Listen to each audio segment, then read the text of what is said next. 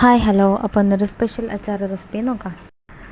അപ്പോൾ അച്ചാറിന് വേണ്ടിയിട്ട് തലേന്ന് തന്നെ തണ്ണിമത്തൻ്റെ വൈറ്റ് പോർഷൻ ഉപ്പിട്ട് മാറ്റി വെച്ചിട്ടുണ്ട്. അപ്പോൾ അതിൽ നിന്ന് പിറ്റേന്നായപ്പോൾ നന്നായിട്ട് വെള്ളം ഇറങ്ങിയിട്ടുണ്ട്. അപ്പം നമ്മൾ ആ വെള്ളം എടുത്ത് അതിലേക്ക് കുറച്ച് മഞ്ഞൾപ്പൊടിയും മുളക് പൊടിയും ചേർത്ത് മാറ്റി വയ്ക്കണം.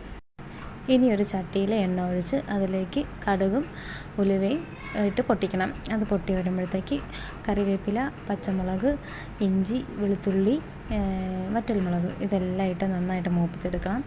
ശേഷം നമ്മൾ കലക്കി വെച്ചിരിക്കുന്ന മിക്സ് അതിലേക്ക് ഒഴിച്ച് തിളപ്പിച്ചെടുക്കണം. നന്നായിട്ട് തിളച്ച് വരുമ്പോഴത്തേക്ക് നമുക്കതിൽ കായപ്പൊടി, പിന്നെ എരിവും പുളിയും ബാലൻസ് ആവാൻ വേണ്ടിയിട്ട് 1 സ്പൂൺ പഞ്ചസാര കൂടി ചേർക്കാം. ഇനി ഞങ്ങൾ ഇതിലേക്ക് ഒരു രഹസ്യക്കൂട്ടും കൂടി തയ്യാറാക്കുന്നുണ്ട്.